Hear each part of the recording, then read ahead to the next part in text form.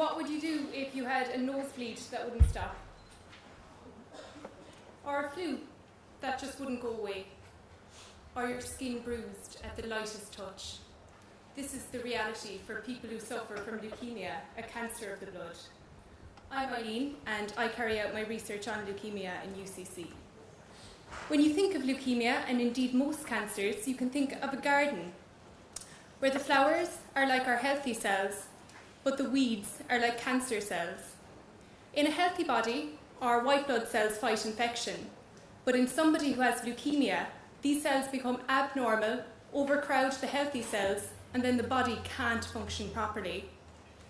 Just as a gardener wants to kill the weeds without damaging the flowers, doctors want to kill cancer cells while doing the least possible damage to our healthy cells. Killing cancer cells with a drug is called chemotherapy, and chemotherapy is the main treatment approach for leukemia.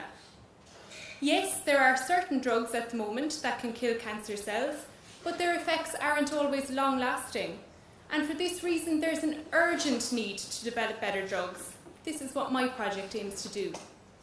A drug was discovered back in the 50s that was found to be excellent at having anti-cancer properties, but unfortunately it wasn't very good at getting into the cells.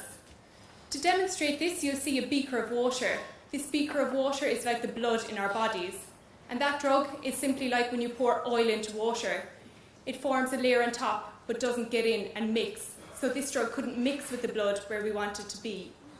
However, we've discovered that if you make a small structural change to this drug, it makes it much better at getting into the blood and therefore into the cells where we want it to be.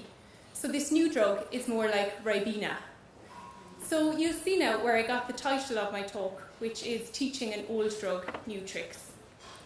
Excitingly, my research has shown so far that this new drug, because it can now get into the blood, is much better at killing the cancer cells. So over on your left, you'll see cancer cells before treatment, and then after treatment they're starting to lose shape, which is a sign that they're dying. So much as my mother would love me to express more of an interest in gardening, the reason why I enjoy presenting my research to you isn't just because I get to show a pretty picture of a garden, even though that is nice too. I like highlighting my research because I believe it could ultimately lead to the development of a new drug.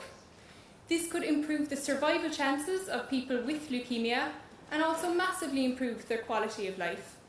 Thanks for listening.